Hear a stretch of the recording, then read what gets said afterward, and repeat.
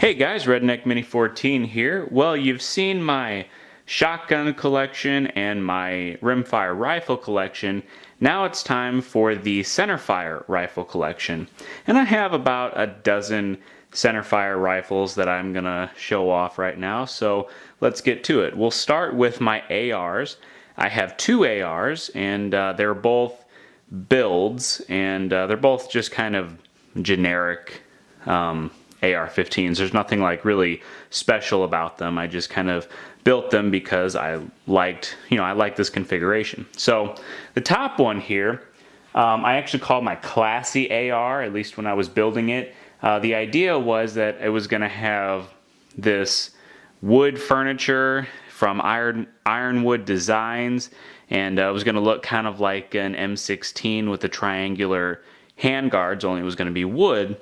And that never really ended up happening because the wood furniture is like $300, and usually whenever I get $300, I'm either buying another gun or I'm putting like 2 or 3 guns on layaway all at the same time, and so I never was able to buy the wood furniture, and that just kind of fell by the wayside. Maybe one day I'll get wood furniture, but not in the near future because I got a couple more on layaway right now. But anyway, this AR was built on a stripped Anderson lower and upper receiver.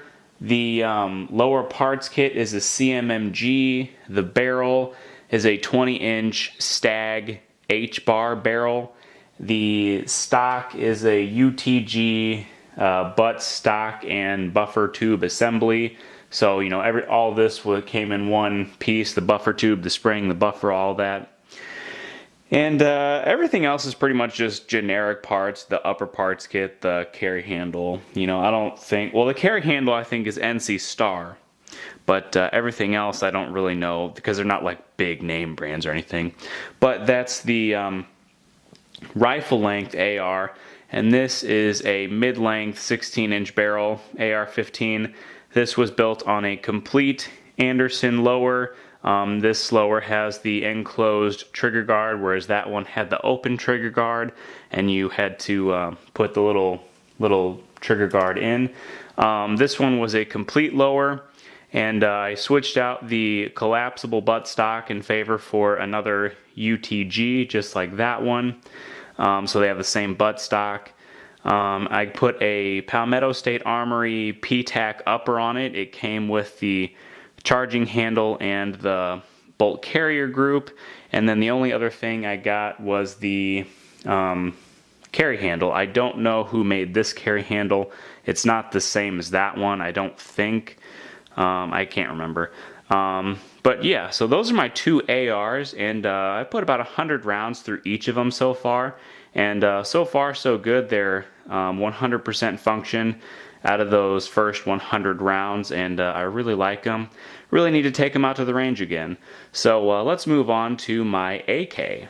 And here we have my only AK in my collection so far. This is an AMD 63. Got this on Classic Firearms. I did change out the front handguard and the pistol grip, and a couple other things.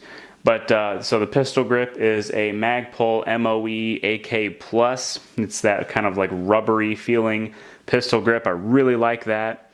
I put a PMAG in it with the steel reinforcements, and then on the front handguard I have the Magpul MOE AK handguard. And the AMD 63, you can't put the top handguard on, so it's just sitting in there for looks while it's sitting in storage. I was gonna put modify a standard standard gas tube on that, and cut it down and modify it to go in there. That didn't work out so well. I probably need to get a couple more like special tools in order to do it correctly, and I'll probably try to do that in in the future. But so far it's just that top part of the handguard's just sitting there. But so far this is a pretty good rifle as well. I have taken it out a couple times and it shoots flawlessly, 100% function in all the magazines that I've tried it in. So yeah, that's my AMD 63. I do have a Palmetto State Armory parts kit to make another AK, but since I bought that, they stopped making and selling the receiver kits. I don't know why. Maybe there was something wrong with them, but they stopped selling those, and so now I can't get the receiver kit to actually make the AK that I wanted to make, and they were never in stock anyway. So I'm either gonna try and get a receiver kit from, like, you know, a surplus parts kit and maybe build another AK one of these days, or I'm just gonna buy another AK, maybe put the furniture on it and leave the rest of the parts as like spare parts or something. I don't know, but I do plan on getting another AK of some sort at some point in my life. But so far, this is the only AK that I own. 7.62 by 39 variation, and it's a great gun. So let's move on to some other rifles that I own. Alright, now we're going to talk about a couple of my favorite rifles, the Mini 14 and the Mini 30. So up here we have the Mini 14, which is in 223 and 5.56. It's just a standard wood stock ranch rifle. I got it from Walmart several years ago, and it's been a good little gun. I've shot maybe 300 rounds or so through it through the time that I've owned it. Had a few malfunctions, most of them with one magazine. So probably just that one magazine, and you know, maybe a couple break-ins, break-in malfunctions. But so far so good, really. I mean, it's a good rifle.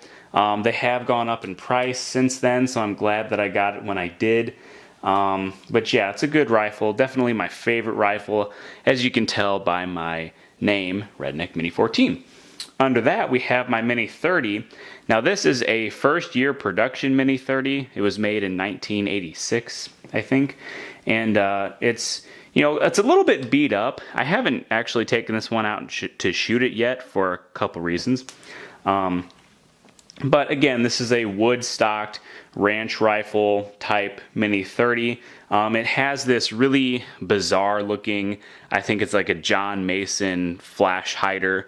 I did get a factory sight pin, so I can just take this thing off, put the regular sight pin in there, and just leave the sight on. I just haven't taken that off yet.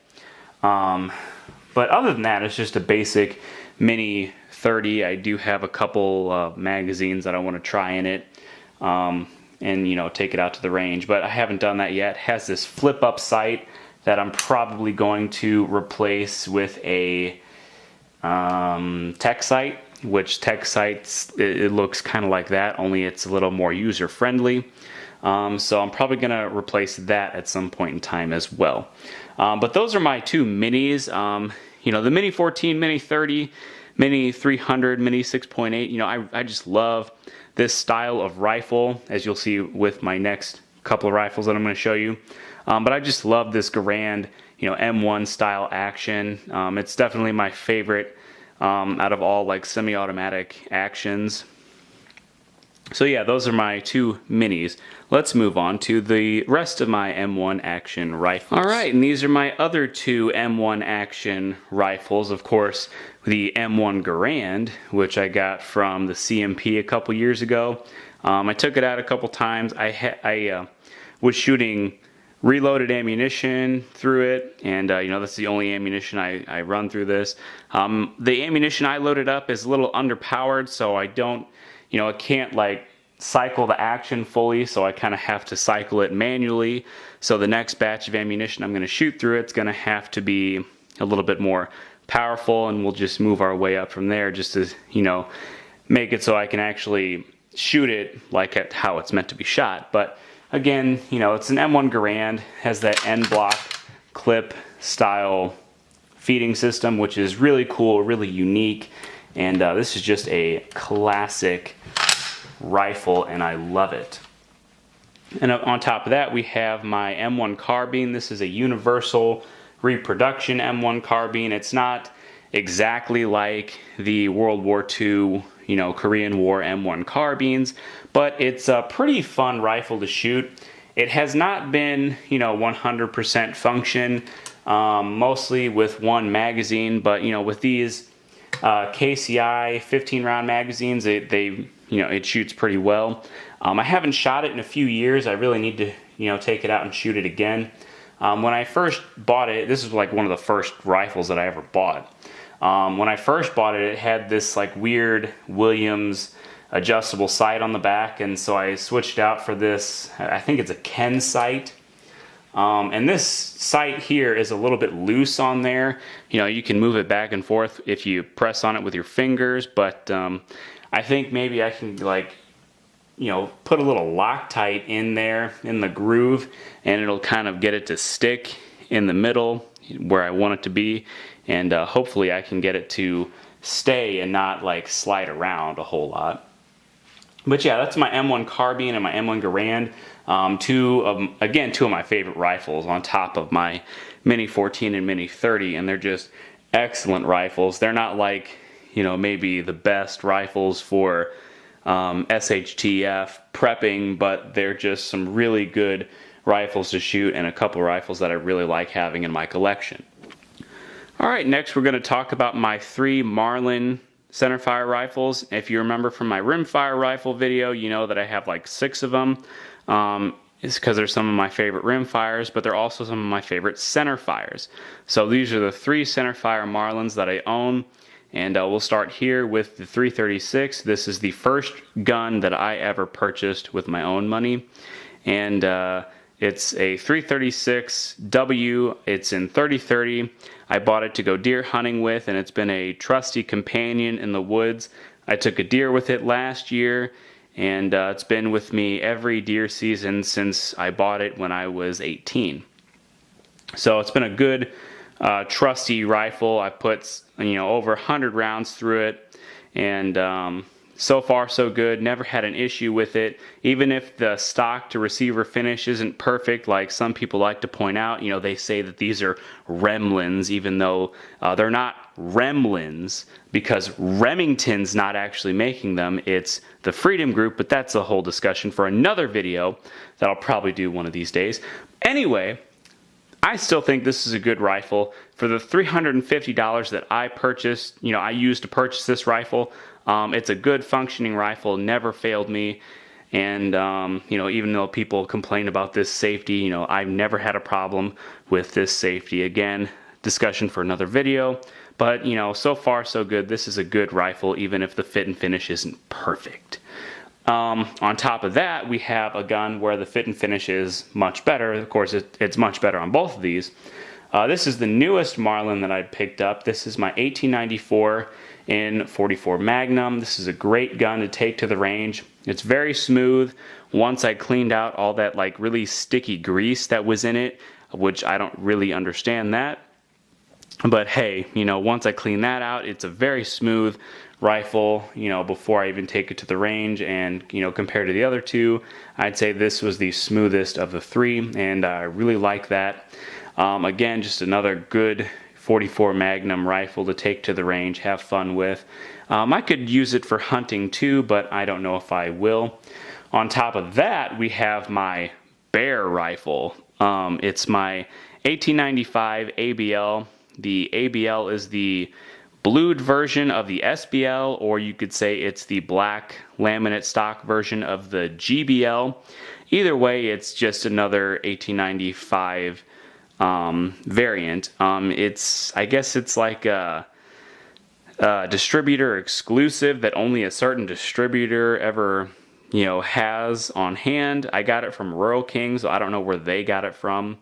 But, they don't have this model on Marlin's website. I've never seen it on their website or in their catalog, so I don't really understand that.